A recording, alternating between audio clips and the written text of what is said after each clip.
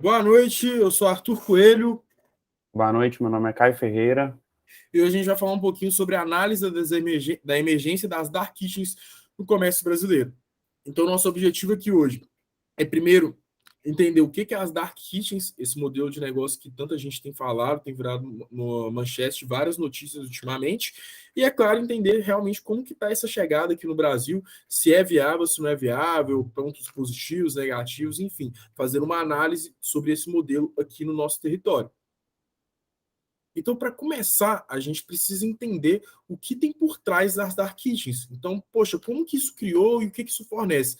As dark kitchens são nada mais nada menos que um modelo criado a partir da economia compartilhada, que é onde várias pessoas ou várias empresas dividem os custos operacionais de uma mesma estrutura. A gente percebe isso muito em condomínios ou transportes coletivos, onde, poxa, para você ter uma piscina, uma academia, uma quadra de tênis dentro da sua casa, isso é muito caro. Mas se você participa de um condomínio, você divide isso com os outros moradores. Assim como no transporte coletivo, você pode fazer uma viagem no seu carro, só que isso fica muito mais caro do que se você for fazer no ônibus. Então, isso é uma tendência mundial porque possibilita uma acessibilidade muito grande ao consumidor. Então, a gente já vê grandes empresas fundadas única e exclusivamente sobre esse modelo de negócio, como é o caso da Busa e o caso da WeWork. Então, isso já está atraindo grandes investimentos para o Brasil nos últimos anos. Poxa, mas então, o que é uma Dark Kitchen? A Dark Kitchen são cozinhas montadas a partir dessa estrutura de economia compartilhada, que funcionam única e exclusivamente para deliveries. Então, são prédios onde eles possuem várias salas que são cozinhas, cozinhas bem pequenas mesmo, onde elas configuram apenas para produção de comida para delivery.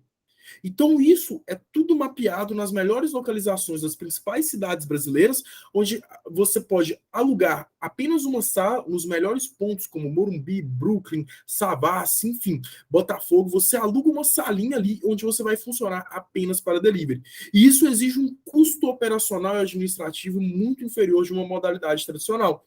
Por quê? Imagina só, você alugar um imóvel dentro dessas principais localizações, fazer reformas e adaptações, montar uma cozinha, montar uma praça, contratar funcionários e administrar e gerir tudo isso. Isso tem um custo muito alto e o custo de expansão e de implementação é muito significativo. Mas se você puder apenas montar a cozinha e ter 2 ou 3 funcionários para tocar essa operação, isso se torna uma operação muito mais barata e que pode possibilitar grandes lucros a partir disso. Mas, pô, ok, a estrutura é bacana, mas como que está o mercado? O mercado de delivery no Brasil, ele só cresce. A gente vive um cenário pós-pandêmico onde o perfil do consumidor modificou muito. Então, no ano de 2020, nós movimentamos cerca de 40 bilhões de reais apenas no delivery. Em 2020, nós tivemos mais de meio bilhão de entregas realizadas. E teve um acréscimo de 2020 para 2021 de 24%, o que é muito significativo analisando os outros segmentos da economia durante uma recessão tão grande. Mas mesmo assim, o esperado, o estimado, é que isso cresça cerca de 8 vezes nos últimos 10 anos. E o grande propulsor dessa tendência do delivery são os aplicativos. E no ano de 2021, tivemos cerca de 2,2 bilhões de acessos a esses aplicativos.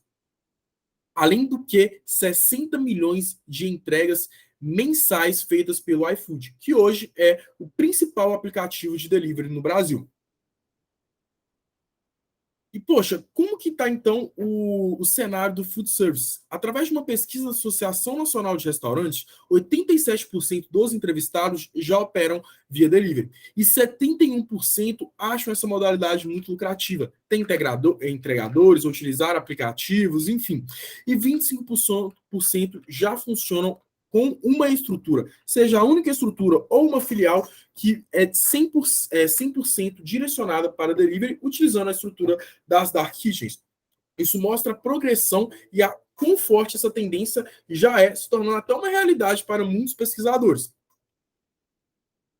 E, pô, o que a gente fez, então, em cima disso?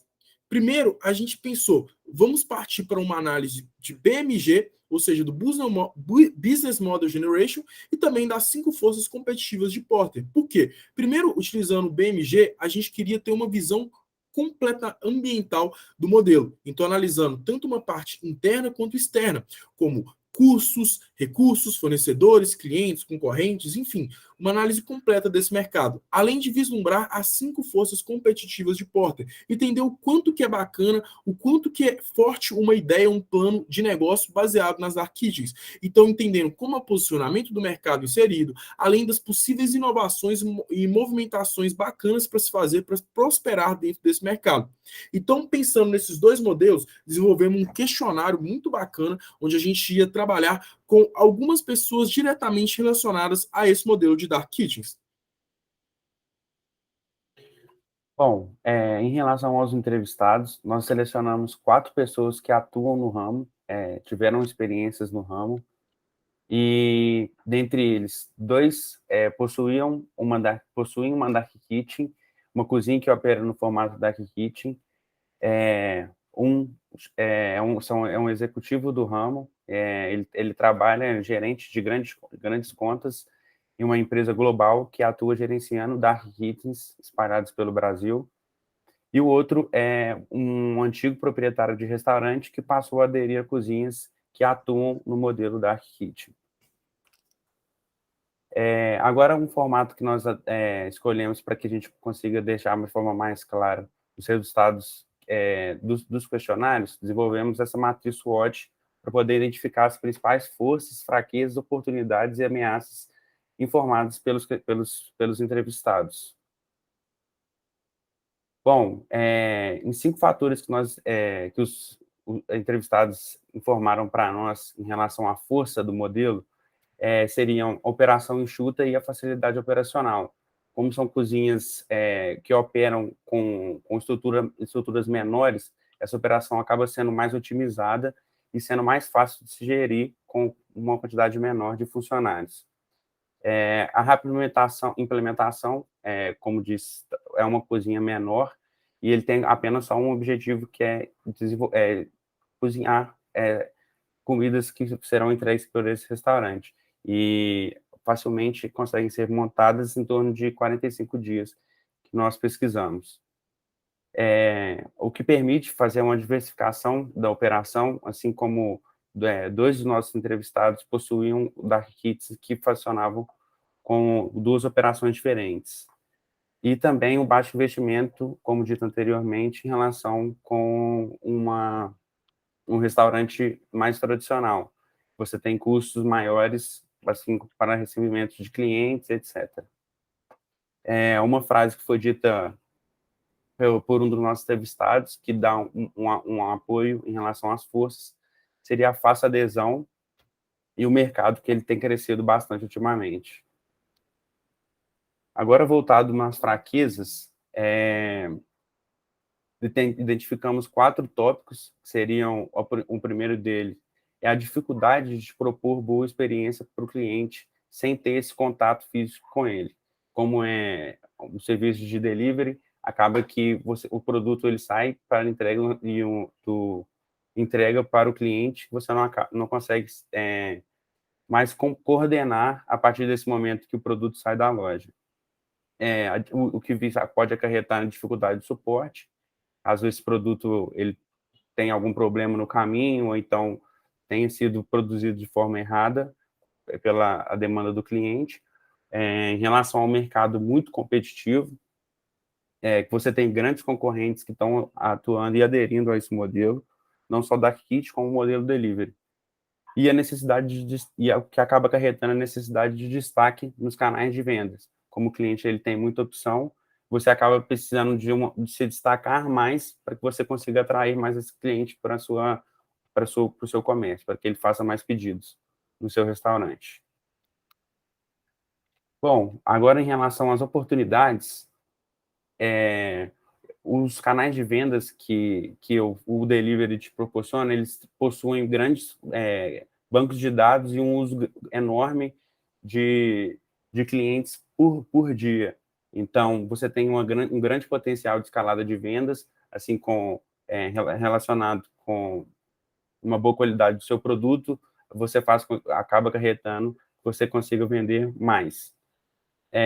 Você consegue explorar vertentes diferentes da mesma operação, como dito anteriormente, você consegue atuar em diferentes regiões, então, com a opção de custo mais baixo, você consegue inserir cozinhas espalhadas pela cidade, atendendo um número maior de clientes, e também a mudança de forma de consumo da população, principalmente durante e após a pandemia. A forma de consumo das pessoas mudaram e elas acabam preferindo consumir mais dentro de casa do que se dirigir até um restaurante ou algum local para que eles consumam comidas, por exemplo. Bom, em relação às ameaças, que foi dito pelos entrevistados, a gente identificou que acaba gerando uma grande dependência de terceiros. O que seriam esses terceiros? Seriam esses canais de vendas, por já possuírem um grande número de clientes. Então, você acaba tendo que depender deles, e isso pode acarretar cobranças de taxas muito altas em relação à sua venda. E também incertezas pós-pandemia. Você não sabe muito bem como que o mercado vai continuar funcionando com toda essa movimentação que teve que ser feita obrigatoriamente nos últimos anos. Uma frase dita por um dos nossos entrevistados, que é o Luiz. Ele falou que muitos concorrentes cadastrados que possuem muitos concorrentes cadastrados nas plataformas, o fim da pandemia, dificuldade de se destacar, como dito, e a dificuldade de gerar uma boa experiência ao cliente. Então, poxa, colhendo um pouquinho dos resultados que a gente teve com essas entrevistas, a gente chegou que o investimento ele é bem mais baixo em relação ao modelo tradicional. Olha só que bacana. Como alguns citados, que no caso o Léo e o Henrique, eles tinham uma pizzaria que funcionava até aqui em BH, aquela pizzaria Fornanza, pizzaria Galo Doido, que era uma mesma operação. Então, olha que legal. Com o mesmo custo operacional, eles tinham 2 CNPJs, eles conseguiam botar isso para funcionar. Em modelo tradicional de lojas, isso é bem difícil de acontecer. E eles tinham um alcance gigante no número de clientes. Então, se a gente coloca um ponto físico ali nas maiores regiões, como por exemplo aqui em BH, na Centro-Sul, você pode arrecadar cerca de milhões de clientes visualizando o seu cardápio. É um mercado muito competitivo, porque, poxa, da mesma forma como você está chegando até milhões, as pessoas estão chegando até outros diversos restaurantes. Você abre ali o seu celular, você tem literalmente um cardápio onde você pode escolher o que você quiser. E você tem uma grande dependência de terceiros. Por quê? Bom, vamos lá. Os aplicativos, que são os principais canais de venda, são terceiros. Os motoboys, em muitos casos, você não coordena eles. E tudo isso impacta naquilo que você quer proporcionar e gerar para o seu consumidor. Isso gera, então, uma necessidade de se destacar muito grande. Seja nas embalagens, seja no preço, seja na qualidade. Você tem que conseguir passar uma boa experiência sem ter nenhum tipo de contato com esse cliente. Então, isso é muito difícil, porque não entra aí a questão do atendimento.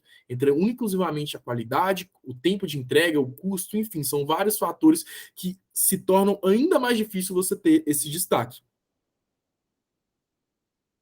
E, poxa, qual faz a conclusão, então? Primeiro, esse mercado apresenta muito mais vantagens do que desvantagens. Todos os entrevistados falaram, tem pontos positivos e tem alguns negativos, mas nitidamente tem uma sobrecarga de pontos positivos por você ter uma arrecadação proporcional bem alta pelo investimento bem abaixo do esperado. E por ainda ser uma tendência, por ainda estar em emergência esse mercado, as pessoas conseguem tanto expandir de forma mais rápida, quanto até mesmo chegar num ponto de equilíbrio, numa estaca 2, vamos dizer assim, desse empreendimento com maior facilidade. Os canais de vendas, eles podem ser um aliado, mas eles também podem ser um inimigo muito grande. Hoje o iFood, que é o principal aplicativo, ele cobra 27,5% de taxa sobre esse produto.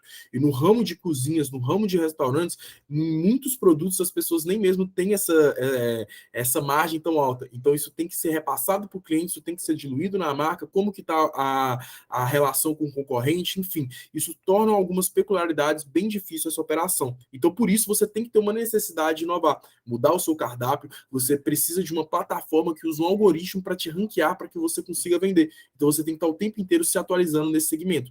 Além disso, esse modelo tem uma altíssima escalabilidade. Você consegue com um dinheiro de montar um único restaurante, abrir 5, 10 de uma vez, só que isso também se torna muito difícil de se administrar. Então, ele tem uma alta escalabilidade, mas é sempre necessário ter atenção em cima disso. E a emergência no comércio brasileiro, provocado principalmente pela pandemia. Então a gente teve um empurrão aí, um aceleramento muito grande a partir de 2020. As pessoas continuaram consumindo, as pessoas continuaram tendo essa necessidade de se alimentar, de comer uma coisa diferente além daquilo que elas cozinham na sua própria casa. Só que mesmo assim, poxa, como é que eu vou consumir essa comida se eu não posso sair de casa? Então, aí surge uma emergência, aí surge uma possibilidade que acelerou muito uma tendência que já era sucesso lá fora, a entrar em solo nacional e tornar, então, uma modalidade de muito sucesso nos últimos anos. Pensando também em relação ao dono de restaurante. Ele acabou tendo que fechar seu restaurante, não poderia receber seus clientes, então ele teve que acabar se adaptando a isso, e a Dark Kitchen veio justamente para que fosse possibilitar para que os empresários conseguissem trabalhando, conseguindo gerar dinheiro com todos essas restrições que foram impostas pela pandemia. Exatamente, exatamente. Esse cara já tinha toda a estrutura da cozinha montada, simplesmente mudou isso para um aluguel muito mais barato e colocou para funcionar. Então, pessoal, muito obrigado por assistirem, contribuírem aí com o nosso trabalho. Mais uma vez, eu sou o Arthur e esse é o Caio, e ficamos por aqui hoje. Muito obrigado, pessoal. Boa noite. Boa noite. Mano, perfeito. Nossa, mano. Eu só quero ver o tempo.